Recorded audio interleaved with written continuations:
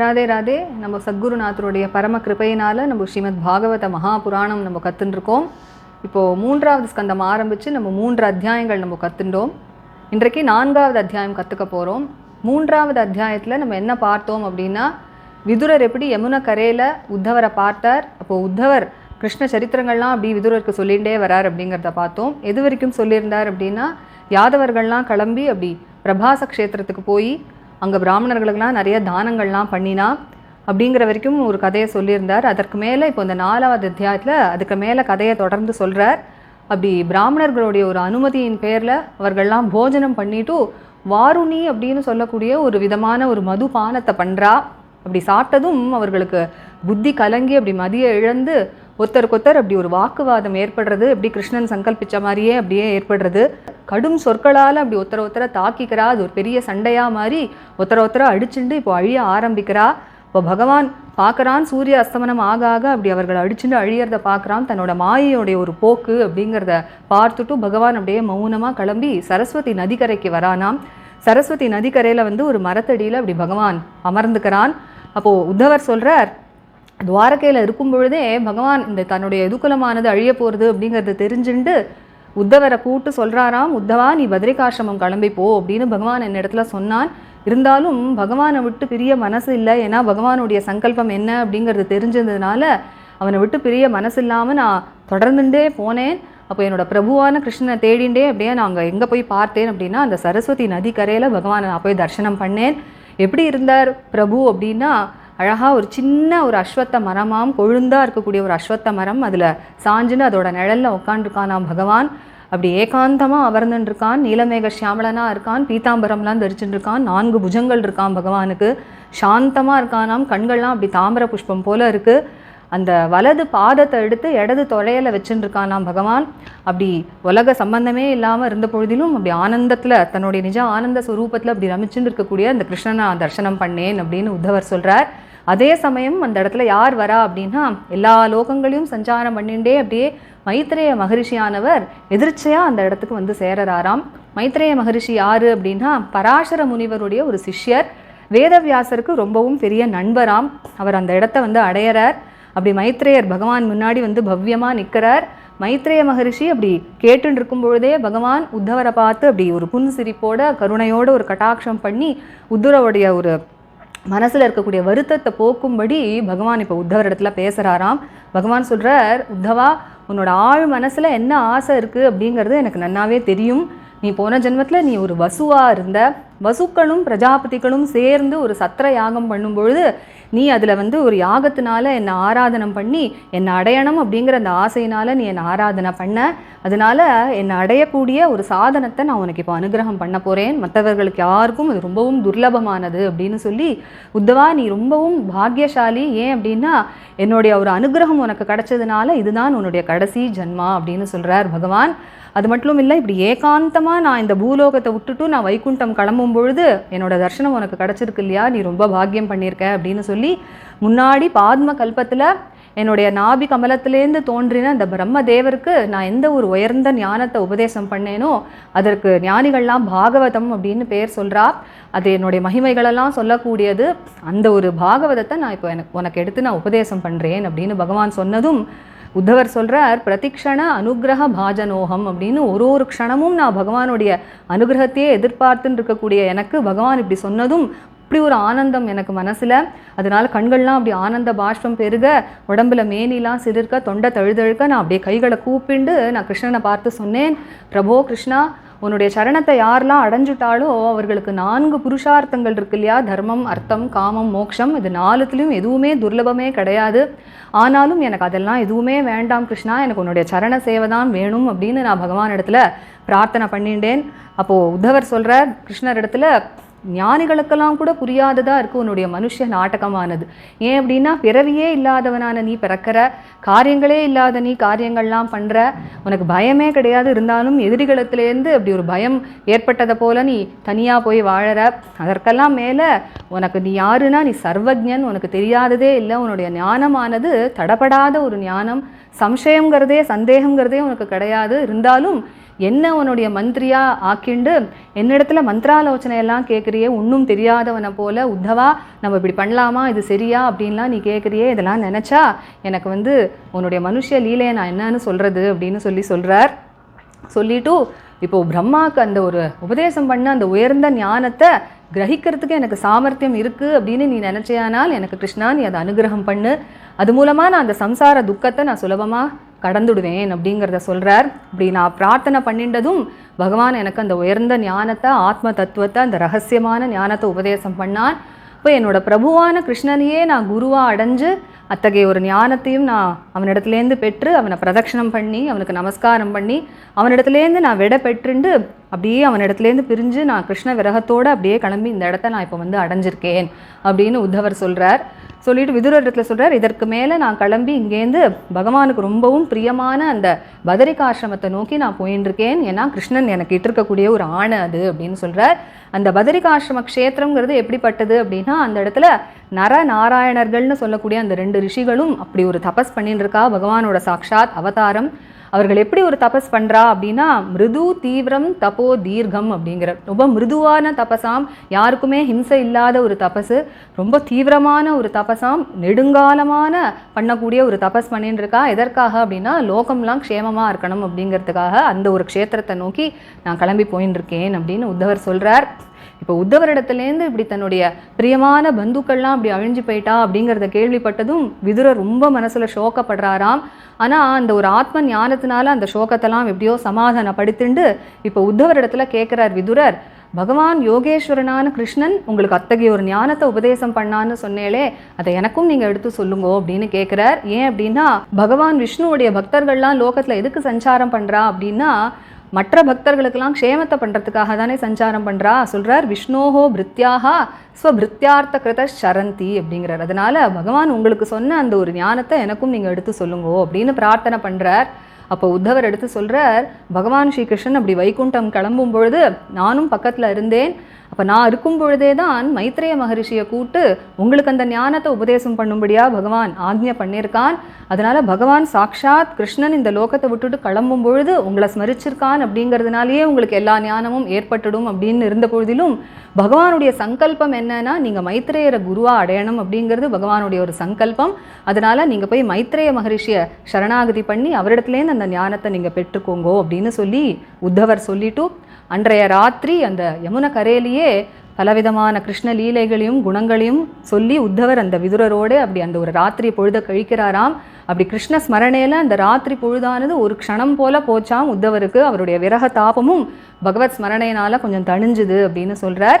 அடுத்த நாளைக்கு கார்த்தால ஔபகவின்னு பேராம் உத்தவருக்கு. உபகு அப்படிங்கிறவருடைய ஒரு புத்திரராக இருக்கிறதுனால அப்படிப்பட்ட அந்த ஔபகவின்னு சொல்லக்கூடிய அந்த உத்தவர் அடுத்த நாள் காத்தால கிளம்பி எப்படி பத்ரிகாசிரமம் கிளம்பினார் அப்படிங்கிறத சொல்கிறார்.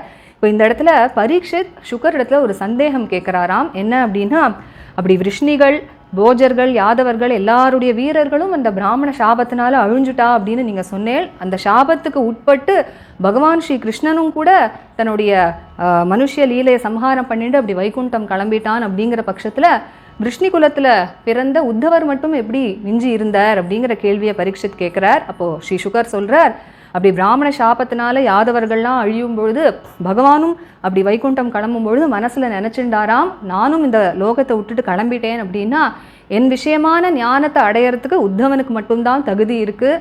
அப்போ சொல்கிறார், ந உத்தவோ அண்வபி மன் யூனோ அப்படின்னு பகவான் நினச்சிண்டானாம். ஒரு அணு கூட உத்தவன் எனக்கு தாழ்ந்தவன் இல்லை.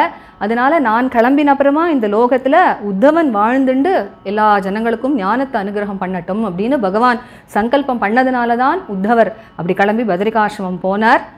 பத்ரிகாசிரமம் போய் மனசை அடக்கி சமாதி மூலமாக பகவானை சந்தோஷப்படுத்தினார் உத்தவர் அப்படிங்கிறத சொல்கிறார். இப்போ விதுரரும் உத்தவரிடத்துலேருந்து எல்லா கிருஷ்ண குணங்களையும் சிரவணம் பண்ணார் இல்லையா. அப்போ பகவான் எப்படி தீரமாக தன்னுடைய அந்த ஒரு மர்த்திய சரீரத்தையும் தியாகம் பண்ணிட்டு கிளம்பி போனான் வைகுண்டத்துக்கு அப்படிங்கிறதெல்லாம் கேள்விப்படுறார். அதுக்கப்புறமா பகவான் அப்படி கிளம்பி போகும்பொழுது தன்னை ஸ்மரிச்சார் அப்படிங்கிறத நினச்சி உருகி போகிறாராம் விதுரர். எல்லாத்துக்கும் மேலே இப்போ பரம பாகவதரான உத்தவருடைய ஒரு பிரிவை தாங்க முடியலையாம் விதுரருக்கு. அவர் கிளம்பி போனதும் அப்படி குழந்தைய போல் அப்படி குலுங்கி குலுங்கி அழறாராம் விதுரர். அதற்கு மேலே எப்படியோ மனசை சமாதானப்படுத்திண்டு யமுனை கரையிலேருந்து கிளம்பி அப்படியே நடந்து போய் கங்கை கரையை போய் அடையிறாராம் சில நாட்களில். எந்த கங்கை கரையில் மைத்ரேய மகரிஷி இருக்காரோ அந்த கங்கை கரையை அடைஞ்சார் அப்படிங்கிறதோட இந்த 4வது அத்தியாயம் பூர்த்தியாகிறது. நம்ம இப்போ இந்த 4வது அத்தியாயத்தை நம்ம கற்றுக்கலாம். गोपिका जीवनस्मरणं गोविन्दा गोविन्दा सद्गुरुनाथ महाराज की जय। कलये सुन्दराकारं सदैकप्रियदर्शनम् अज्ञाननाशकं देवं सद्गुरुं मुरलीधरं मुरलीमण्डितकरकमलं मुनिजनमोहनं व्यत्यस्तपादं वनमालाधारिणं प्रेमभक्तमण्डलनित्यकीर्तितं श्रीप्रेमिकवरदम् आश्रयेऽहम्। जन्माद्यस्य यतोऽन्वयादितरतश्चार्तेष्वभिज्ञस्वराट् तेने ब्रह्महृदायादिकवये मुह्यन्ति यत्सूरयः। तेजो वारिमृदां यथा विनिमयो यत्र त्रिसर्गो मृषा धाम्ना स्वेन सदा निरस्तकुहकं सत्यं परं धीमहि। धर्मः प्रोज्झितकैतवोऽत्र परमो निर्मत्सराणां सताम् वेद्यं वास्तवमत्र वस्तु शिवदं तापत्रयोन्मूलनं। श्रीमद्भागवते महामुनिकृते किं वा परैरीश्वरः सद्यो हृद्यवरुध्यतेऽत्र कृतिभिः शुश्रूषुभिस्तत्क्षणात्। निगमकल्पतरोर्गलितं फलं शुकमुखादमृतद्रवसंयुतं पिबत भागवतं रसमालयं मुहुरहो रसिका भुवि भावुकाः। यं प्रव्रजन्तमनुपेतमपेतकृत्यं द्वैपायनो विरहकातर आजुहाव। पुत्रेति तन्मयतया तरवोऽभिनेदुः तं सर्वभूतहृदयं मुनिमानतोऽस्मि। यस्वानुभावमखिल श्रुतिसारमेकम् अध्यात्मदीपम् अतितितीर्षतां तमोऽन्धम्। संसारिणां करुणयाः पुराणगुह्यं तं व्याससूनुमुपयामि गुरुं मुनीनां। नारायणं नमस्कृत्य नरं चैव नरोत्तमं देवीं सरस्वतीं व्यासं ततो जयमुदीरयेत्। कृष्णाय वासुदेवाय देवकीनन्दनाय च नन्दगोपकुमाराय गोविन्दाय नमो नमः। कृष्णाय वासुदेवाय हरये परमात्मने प्रणतक्लेशनाशाय गोविन्दाय नमो नमः। नाम संकीर्तनं यस्य सर्वपापप्रणाशनं प्रणामो दुःखशमनः तं नमामि हरिं परम्। गोपिका जीवनस्मरणं गोविन्दा गोविन्दा सद्गुरु महाराज की जय। अथ चतुर्थोऽध्यायः। उद्धव उवाच अथ ते तद् अनुज्ञाता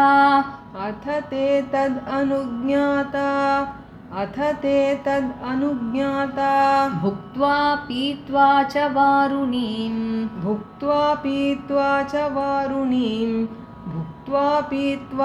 वारुणीं तया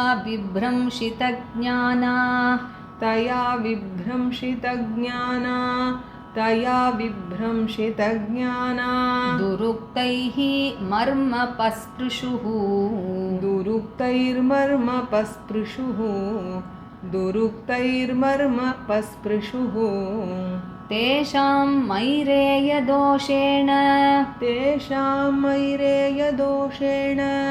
तेषां मैरेयदोषेण विषमीकृतचेतसां विषमीकृतचेतसां निम्लोचति रवौ आसीत् निम्लोचति रवावासीत् निम्लोचति रवावासीत् वेणूनाम् इव मर्दनम् वेणूनाम् इव मर्दनम् वेणूनामिव मर्दनम् भगवान् स्वात्ममायाया भगवान् स्वात्ममायाया भगवान् स्वात्ममायाया गतिं ताम् अवलोक्य सः गतिं ताम् अवलोक्य सः गतिं ताम् अवलोक्य सः सरस्वतीम् उपस्पृश्य सरस्वतीम् उपस्पृश्य सरस्वतीम् उपस्पृश्य वृक्षमूलम् उपाविशत् वृक्षमूलम् उपाविशत् वृक्षमूलम् उपाविशत् अहं चोक्तो भगवता अहं चोक्तो भगवता अहं चोक्तो भगवता प्रपन्नार्तिहरेणः प्रपन्नार्तिहरेणः प्रपन्नार्तिहरेणः बदरीं त्वं प्रयाहीति बदरीं त्वं प्रयाहीति बदरीं त्वं प्रयाहीति स्वकुलं सञ्जिहीर्षुणा स्वकुलं सञ्जिहीर्षुणा स्वकुलं सञ्जिहीर्षुणा अथापि तद् अभिप्रेतम् अथापि तदभिप्रेतम् अथापि तदभिप्रेतम् जानन् अहम् अरिन्दम जानन् अहम् अरिन्दम जानन्नहम् अरिन्दम पृष्ठतो अन्वगमं भर्तुः पृष्ठतोऽन्वगमं भर्तुः पृष्ठतोऽन्वगमं भर्तुः पादविश्लेषण अक्षमः पादविश्लेषणाक्षमः पादविश्लेषणाक्षमः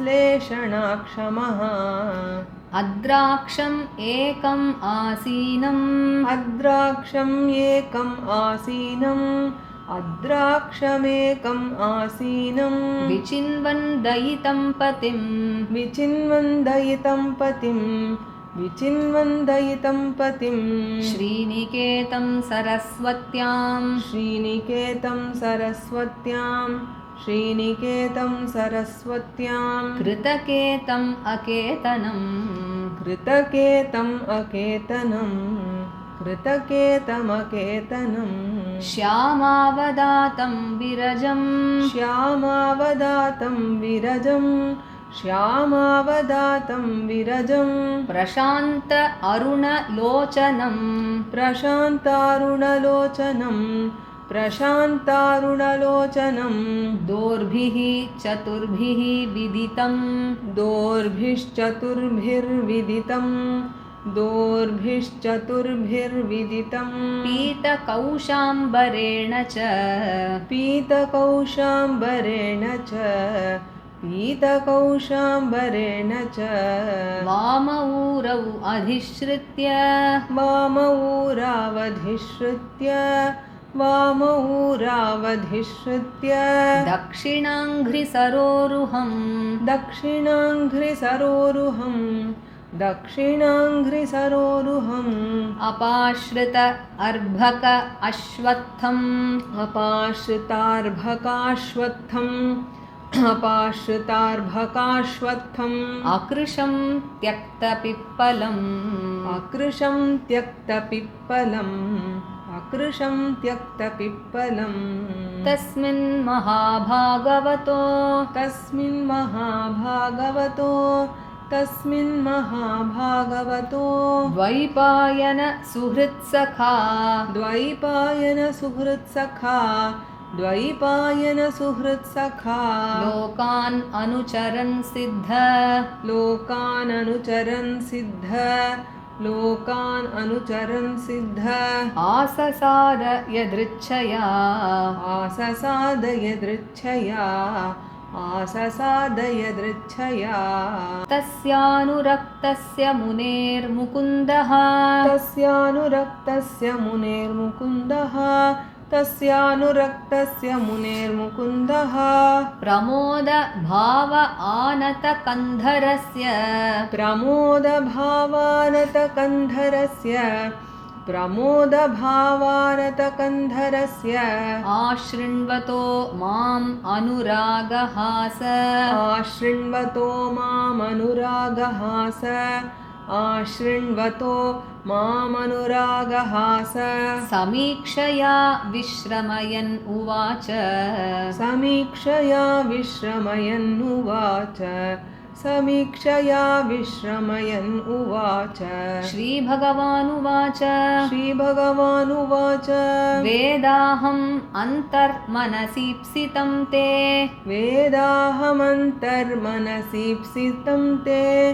वेदाहमन्तर्मनसीप्सितं ते ददामि यत्तत् दुरवापम् अन्यैः ददामि यत्तद्दुरवापमन्यैः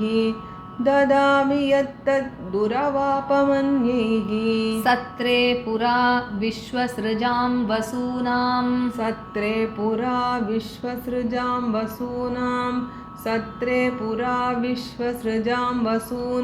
मत्सिद्धिकामेन वसो त्वयेष्टः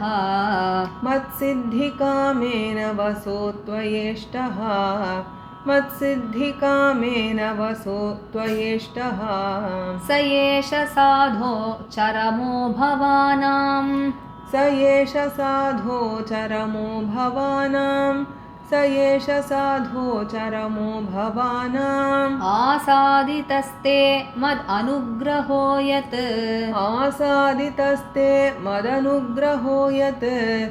आसादितस्ते मदनुग्रहो यत् यन्मां नृलोकान् रह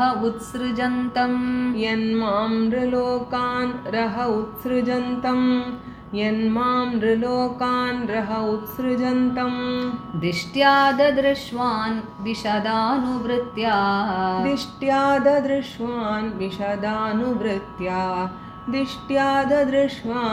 विशदानुवृत्त्या पुरा मया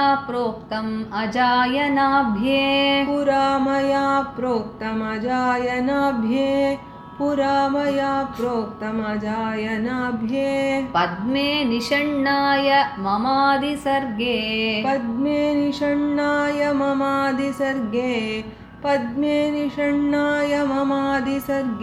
ज्ञानं परं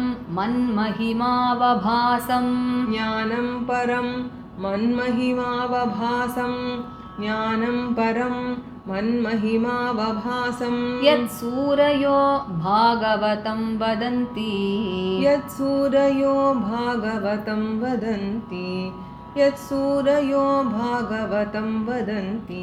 इति आदृतोक्तः परमस्य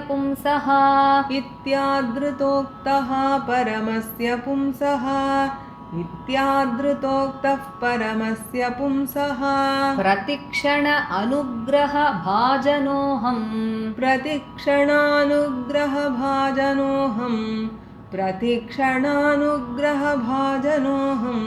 स्नेहोत्थ रोमा स्खलिताक्षरस्तम्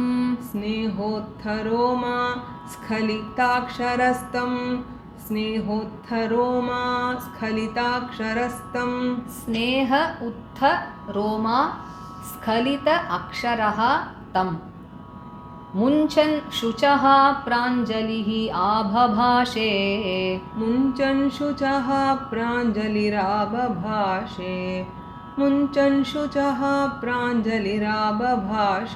कोन्वीशते पादसरोजभाजाम्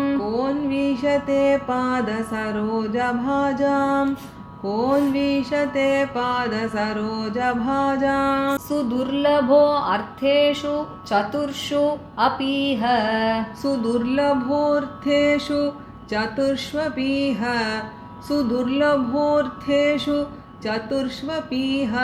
तथापि नाहं प्रवृणोमि भूमन् तथापि नाहं प्रवृणोमि भूमन् भवत्पदाम्भोज निषेवणोत्सुकः भवत्पदाम्भोजनिषेवणोत्सुकः भवत्पदाम्भोजनिषेवणोत्सुकः भवत्पदाम्भोज निषेवण उत्सुकः कर्माण्यनीहस्य भवो भवस्य ते कर्माण्यनीहस्य भवो भवस्य ते कर्माण्यनीहस्य भवो भवस्य ते कर्माणि अनीहस्य भवो अभवस्यते दुर्गाश्रयो अथ अरिभयात् पलायनम् दुर्गाश्रयोऽथारिभयात् पलायनम् दुर्गाश्रयोऽथारिभयात् पलायनम् कालात्मनो यत् प्रमद अयुत आश्रयः कालात्मनो यत् प्रमदायुताश्रयः कालात्मनो यत् प्रमदायुताश्रयः स्वात्मन् रतेः खिद्यति धीर्विधामिह स्वात्मन् रतेः खिद्यति धीर्विदामिह स्वात्मन् रतेः खिद्यति धीर्विदामिह मन्त्रेषु मां वा उपहूय यत्त्वं मन्त्रेषु मां वा उपहूय यत्त्वं मन्त्रेषु मां वा उपहूय यत्त्वम् अकुण्ठित अखण्ड सदात्मबोधः अकुण्ठिताखण्ड सदात्मबोधः अकुण्ठिताखण्ड सदात्मबोधः पृच्छेः प्रभो मुग्ध इवाप्रमत्तः पृच्छेः प्रभो मुग्ध इवाप्रमत्तः पृच्छेः प्रभो मुग्ध इवाप्रमत्तः इव अप्रमत्तः तन्नो मनो मोहयतीव देव तन्नो मनो मोहयतीव देव तन्नो मनो मोहयतीव देव ज्ञानं परं स्वात्मरहः प्रकाशम् ज्ञानं परं स्वात्मरः प्रकाशम् ज्ञानं परं स्वात्मरः प्रकाशम् प्रोवाच कस्मै भगवान् समग्रम् प्रोवाच कस्मै भगवान् समग्रम् प्रोवाच कस्मै भगवान् समग्रम् अपि क्षमं नो ग्रहणाय भर्तः अपि क्षमं नो ग्रहणाय भर्तः अपि क्षमं नो ग्रहणाय भर्तः वद अञ्जसा यद्वृजिनं तरेम वदाञ्जसा यद्वृजिनं तरेम वदाञ्जसा यद्वृजिनं तरेम इति आवेदितहार्दाय इत्यावेदितहार्दाय इत्यावेदितहार्दाय मह्यं स भगवान् परः मह्यं स भगवान् परः मह्यं स भगवान् परः आदिदेश अरविन्दाक्षः आदिदेशारविन्दाक्षः आदिदेशारविन्दाक्षः आत्मनः परमां स्थितिम् आत्मनः परमां स्थितिम् आत्मनः परमां स्थितिम् स एवम् आराधितपादतीर्थात् स एवमाराधितपादतीर्थात् स एवमाराधितपादतीर्थात् अधीत तत्त्व आत्मविबोधमार्गः अधीततत्त्वात्मविबोधमार्गः अधीततत्त्वात्मविबोधमार्गः प्रणम्य पादौ परिवृत्य देवम् प्रणम्य पादौ परिवृत्य देवम् प्रणम्य पादौ परिवृत्य देवम् इहागतोऽहं विरहातुरात्मा इहागतोऽहं विरहातुरात्मा इहागतोऽहं विरहातुरात्मा सोऽहं तद्दर्शन आह्लाद सोऽहं तद्दर्शनाह्लाद सोऽहं तद्दर्शनाह्लाद वियोग आर्तियुतः प्रभो वियोगार्तियुतः प्रभो वियोगार्तियुतः प्रभो गमिष्ये दयितं तस्य गमिष्ये दयितं तस्य बदर्याश्रममण्डलम् बदर्याश्रममण्डलम् यत्र नारायणो देवो यत्र नारायणो देवो नरश्च भगवान् ऋषिः नरश्च भगवान् ऋषिः मृदु तीव्रं तपो दीर्घम्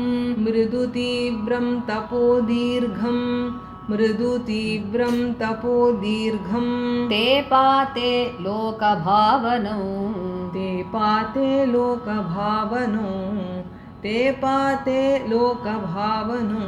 श्रीशुक उवाच इति उद्धवात्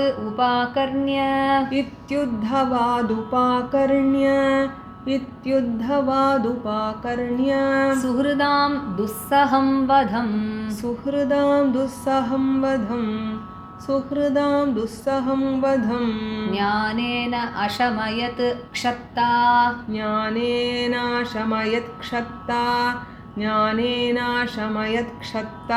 शोकम् उत्पतितं बुधः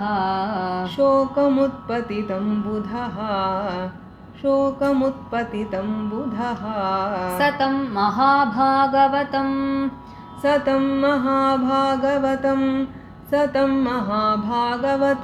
व्रजन्तं कौरवर्षभः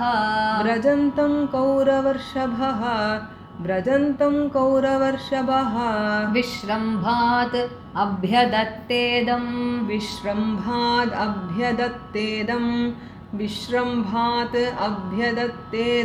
मुख्यं कृष्णपरिग्रहे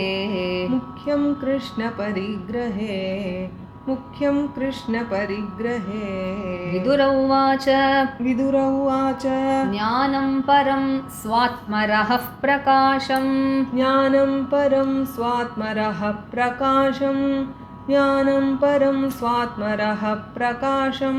यदाह योगेश्वर ईश्वरस्ते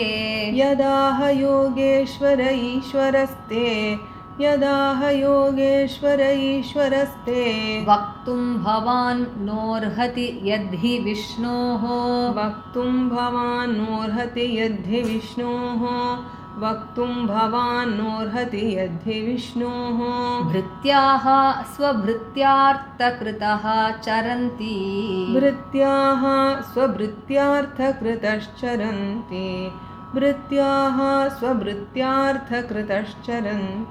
उद्धव उवाच ननु ते तत्त्वसम्राध्य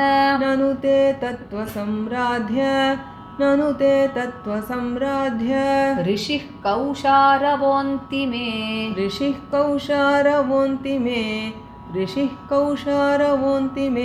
साक्षात् भगवता आदिष्टो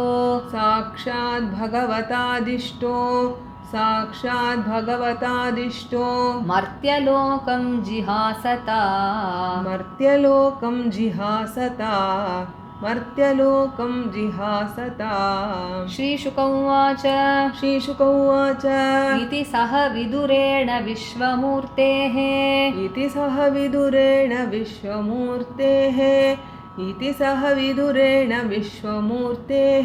गुणकथया सुधया प्लावित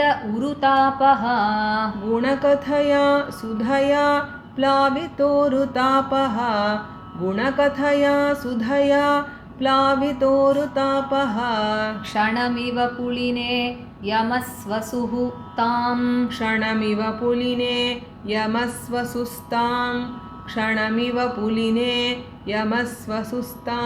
समुषित औपगविः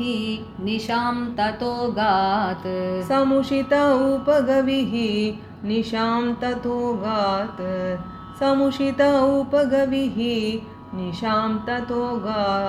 राजोवाच निधनम् उपगतेषु वृष्णिभोजेषु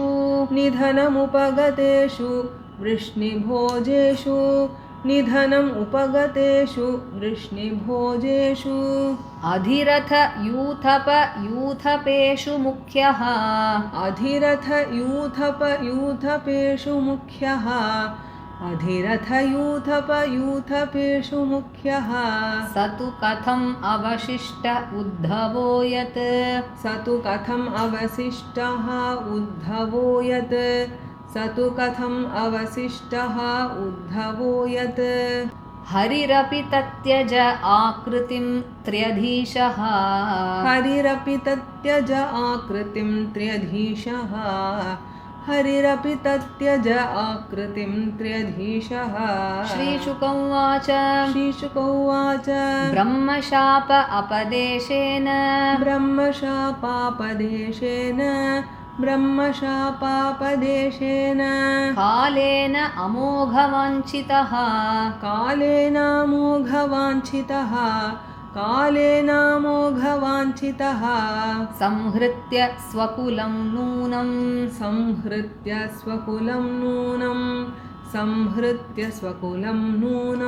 त्यक्ष्यन् देहम्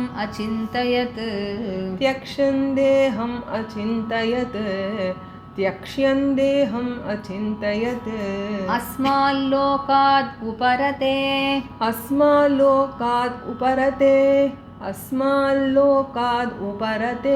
मयि ज्ञानं मदाश्रयम्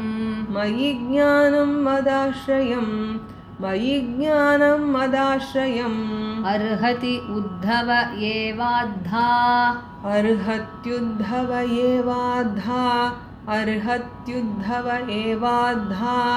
अर्हति उद्धव एव अद्धा सम्प्रति आत्मवतां वरः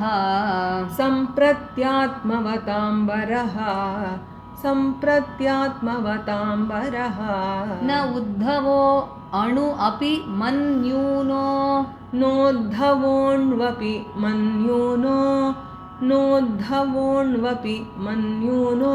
यद्गुणैः नार्दितः प्रभुः यद्गुणैर्नार्दितः प्रभुः अतो मद्वयुनं लोकम्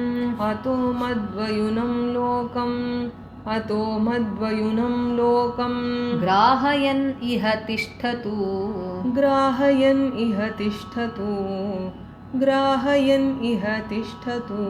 एवं त्रिलोकगुरुणा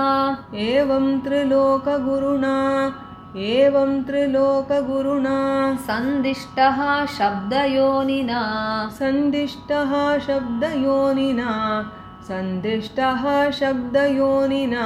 बदर्याश्रमम् आसाद्य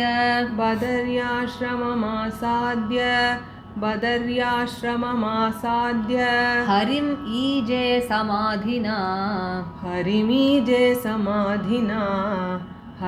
ईजे समाधिना विदुरोऽपि उद्धवात् श्रुत्वा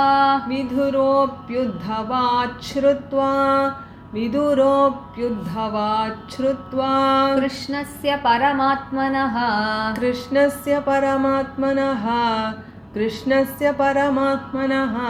क्रीडया उपात्तदेहस्य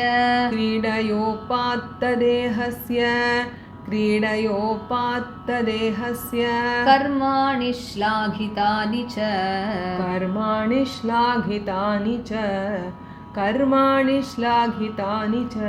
देहन्यासं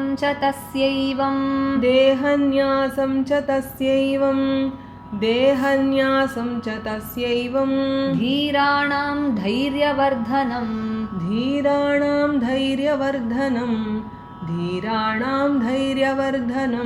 अन्येषां दुष्करतरं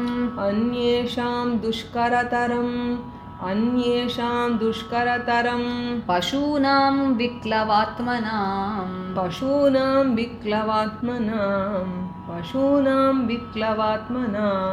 आत्मानं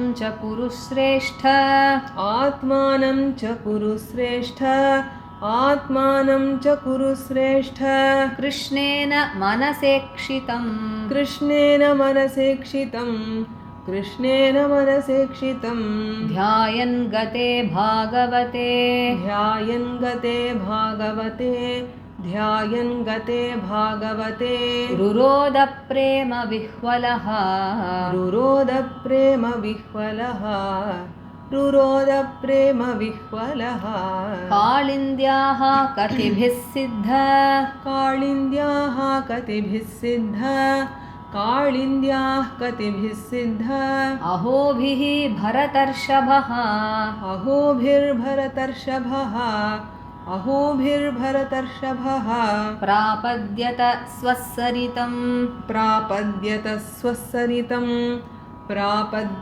स्वस्सरितं यत्र मित्रासुतो मुनिः यत्र मित्रासुतो मुनिः இப்ப எல்லாரும் சேர்ந்து இந்த அத்தியாயத்தை பாராயணம் பண்ணலாம். உத்தவ உவாச்ச அத தே ததனுஜ்ஞாதா भुक्त्वा पीत्वा च वारुणीं तया बिभ्रंशितज्ञाना दुरुक्तैर्मर्मपस्पृशुः तेषां मैरेयदोषेण विषमीकृतचेतसां निम्लोचतिरवावासीत् वेणूनामिव मर्दनम् भगवान् स्वात्ममायाया गतिं ताम् अवलोक्य सः सरस्वतीम् उपस्पृश्य वृक्षमूलम् उपाविशत् अहं चोक्तो भगवता प्रपन्नार्तिहरेणः बदरीं त्वं प्रयाहीति स्वकुलं संजिहीर्षुणा अथापि तदभिप्रेतं जानन् अहम् अरिन्दम पृष्ठतोऽन्वगमं भर्तुः पादविश्लेषणाक्षमः अद्राक्षम् एकमासीनं विचिन्वन् दयितं पतिं श्रीनिकेतं सरस्वत्यां कृतकेतम् अकेतनम् श्यामावदातं विरजं प्रशान्तारुणलोचनं दोर्भिश्चतुर्भिर्विदितं पीतकौशाम्बरेण च वामऊरावधिश्रित्य दक्षिणाङ्घ्रिसरोरुहम् अपाश्रितार्भकाश्वत्थम् अकृशं त्यक्तपिप्पलम् तस्मिन् महाभागवतो द्वैपायनसुहृत्सखा लोकान् अनुचरन् सिद्ध आससादयदृच्छया तस्यानुरक्तस्य मुनेर्मुकुन्दः प्रमोदभावानतकन्धरस्य आशृण्वतो माम् अनुरागहास समीक्षया विश्रमयन्नुवाच श्रीभगवानुवाच वेदाहमन्तर्मनसीप्सितं ते ददामि यत्तद्दुरवापमन्यैः सत्रे पुरा विश्वसृजां वसूनां मत्सिद्धिकामेन वसोत्वयेष्टः स एष साधो चरमो भवानाम् आसादितस्ते मदनुग्रहो यत् यन्मां नृलोकान् रह उत्सृजन्तं दिष्ट्या ददृश्वान् विशदानुवृत्त्या पुरा मया प्रोक्तमजायनाभ्ये पद्मे निषण्णाय ममादिसर्गे ज्ञानं परं मन्महिमावभासं यत्सूरयो भागवतं वदन्ति इत्यादृतोक्तः परमस्य पुंसः प्रतिक्षणानुग्रहभाजनोऽहं स्नेहोत्थरो मा स्खलिताक्षरस्तं मुञ्चन् शुचः प्राञ्जलिराभभाषे कोऽन्वीशते पादसरोजभाजां सुदुर्लभोऽर्थेषु चतुष्वपीह तथापि नाहं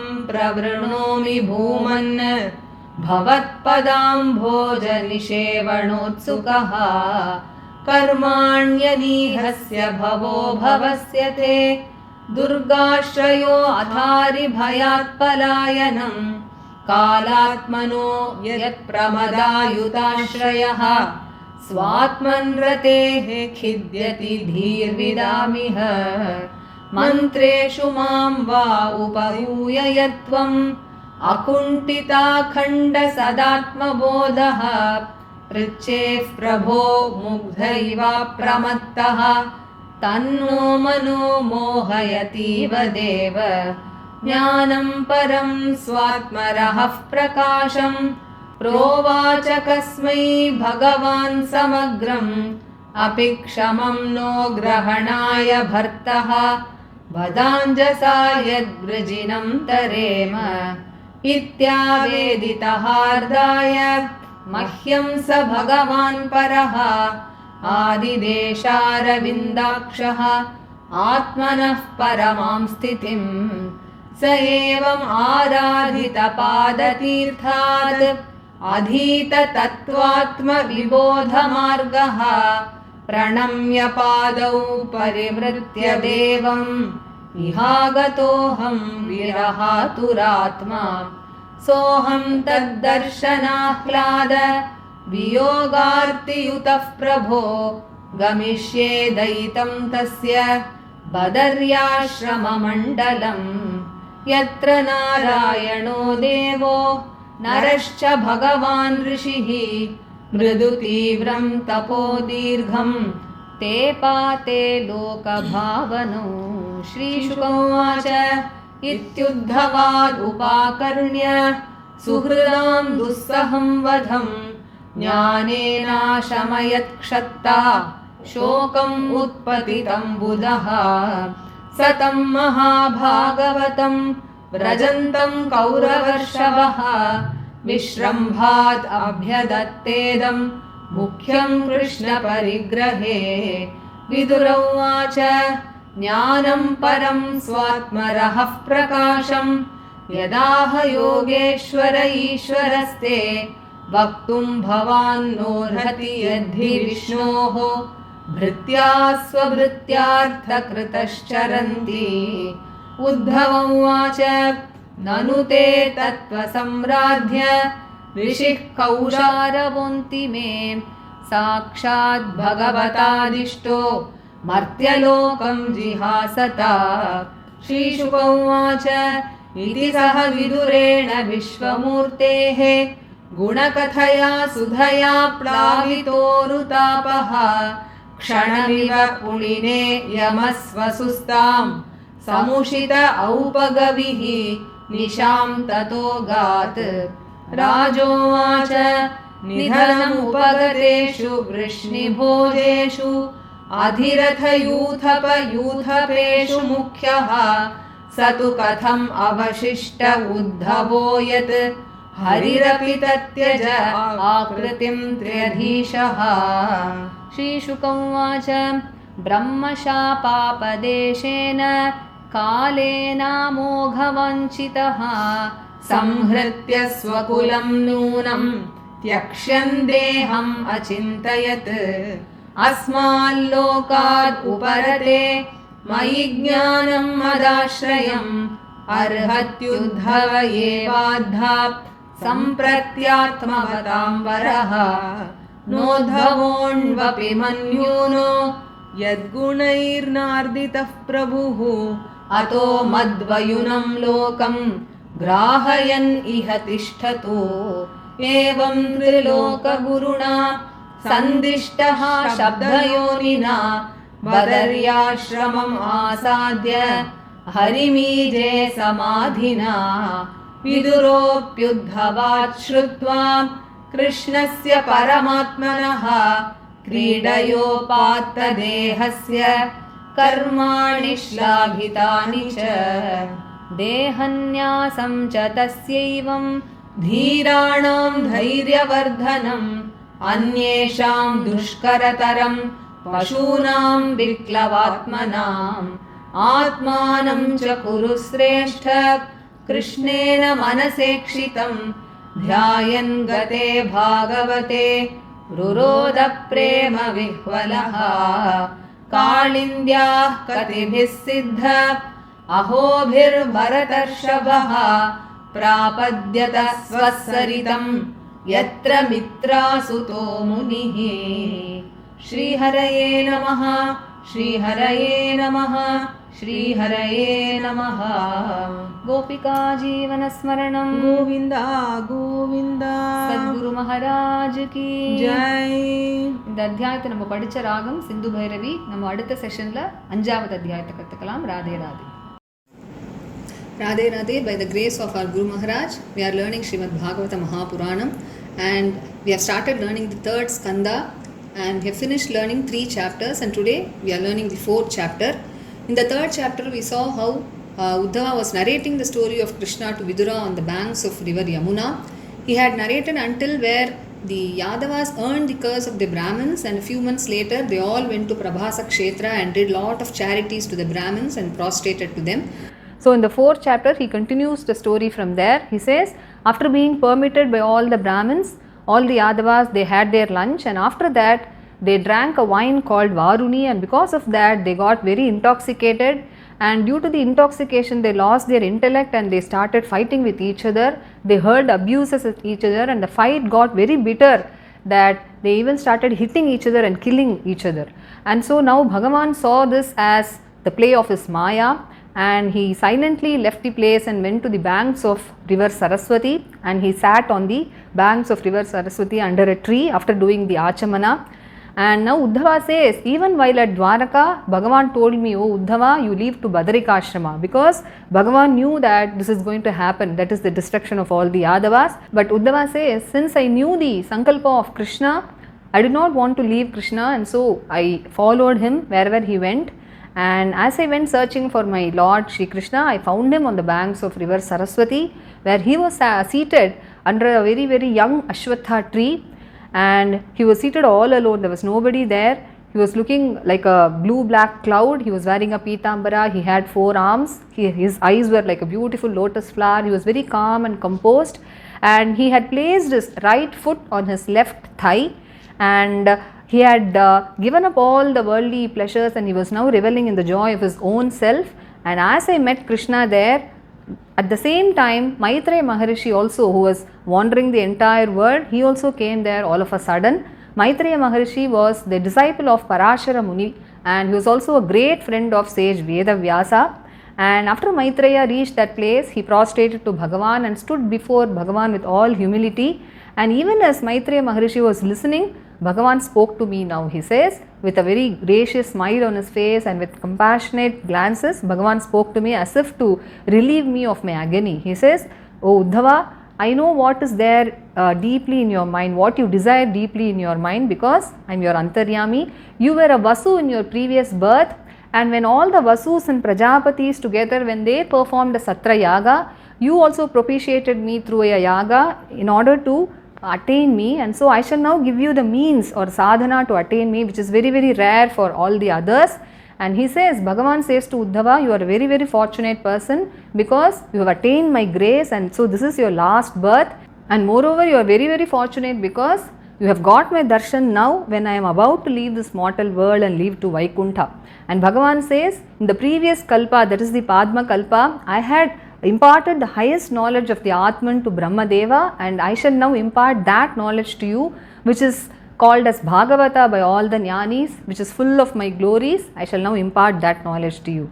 And when Bhagavan said this, Uddhava says, I was so overjoyed because Pratikshana Anugraha Bhajanoham. Every moment of my life, I always keep expecting the grace from Krishna, and so I was so overjoyed. Tears started flowing from my eyes. There were horripilation all over my body, and with a voice that was choked with love, I spoke to Bhagavan with my hands folded. I said, oh Krishna, those who have surrendered to your feet, there is nothing that is rare for them to attain in all the 4 Purusharthas, whether it is Dharma, Artha, Kama or Moksha. But I do not wish for any of these. I only want to serve your holy feet, he says. And then he says, your Manushya Leela is always very bewildering to all the Jnanis, because you are birthless but you are still born, and you are actionless but you perform so many actions, and though you are fearless, you run away as if in fear of your enemies, and moreover you have made me your minister. Though you are Sarvagnya, you are omniscient, you have uninterrupted knowledge, you do not have any doubts at all, but still you have made me your minister, and you keep asking me the affairs of the kingdom. Oh Uddhava, is this right? Can we do all this? and all this is bewildering me very much, Krishna, he says. And then he says, "Oh Bhagavan, if you feel I am fit enough to receive the knowledge of that highest Atman that you have imparted to Brahmadeva, please bestow me with that knowledge by which I can cross over the samsara very easily." And after I prayed to Bhagavan in this manner, Bhagavan imparted to me that highest knowledge, and having attained my Lord Krishna himself as my Guru, I got the knowledge from him and I circumambulated him, I prostrated to him, and taking leave of Krishna, I have come now from there with a lot of Krishna viraha in my heart, because I am unable to bear the separation from my Lord. And from here I am going to proceed to Badarikashrama, which is very, very dear to Krishna, because he has asked me to also go there. And this Badarikashrama is such that the Naranarayana rishis are always performing very severe penance there for a very long time. He says, Mridu Tivram Tapo Dirgham. The tapas is such that there is no himsa in it, it is full of ahimsa. So he says, Mridu Tivram Tapo Dirgham, and so I am going to leave to Badarikashrama from here. And now when Vidura heard the destruction of all his dear relatives from Uddhava, he was very, very sad at heart, but somehow he consoled his mind by the knowledge of the Atman. And now as Uddhava was about to leave, Vidura asks Uddhava, "Oh Uddhava, can you please share that knowledge, the highest knowledge that Bhagavan has imparted to you, because Vishnoho Brityaha Svabhrityartha Kritaha Charanti." He says the devotees of Lord Vishnu, they keep moving about in this world only to do welfare to the other devotees. So please also impart to me that highest knowledge that Bhagavan has given to you.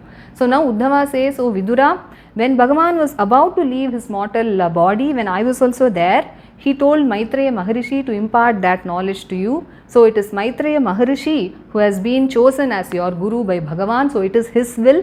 And so you please go and surrender to Maitreya Maharishi and obtain that knowledge from him."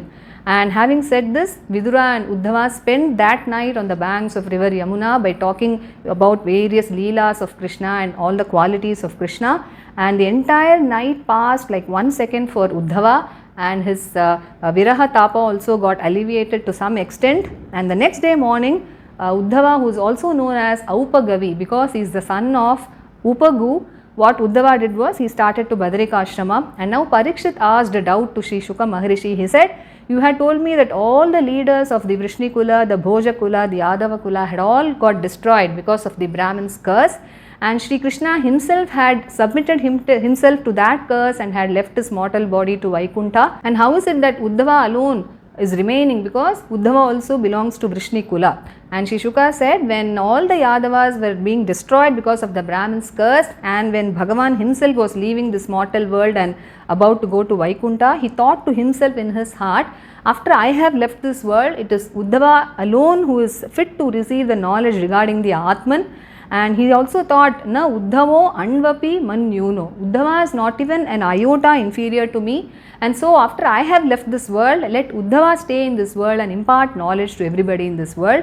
So it is by the will of Krishna that Uddhava had to stay back. And so Uddhava proceeded to Badarikashrama, and as instructed by Bhagavan, he controlled his mind, and through Samadhi he pleased his Lord Krishna. And now Vidura also, after having listened to all the leelas of Krishna and how Krishna had left this mortal world and how he had reached Vaikuntha, and Vidura was extremely moved to tears when he thought that Bhagavan had reminisced about Vidura at the moment when he was about to leave to Vaikuntha.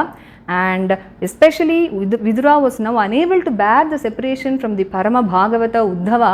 And so after Uddhava left, Vidura cried very, very bitterly like a small child, and somehow later on he consoled himself and started walking from the banks of Yamuna, and he slowly reached the banks of river Ganges in a few days. And it was in the banks of river Ganges that Vidura now meets Maitreya Maharishi. So with this ends the 4th chapter. The raga in which we read the chapter today is Sindhu Bhairavi. So let us meet in the next session while we learn the 5th chapter, Radhe Radhe.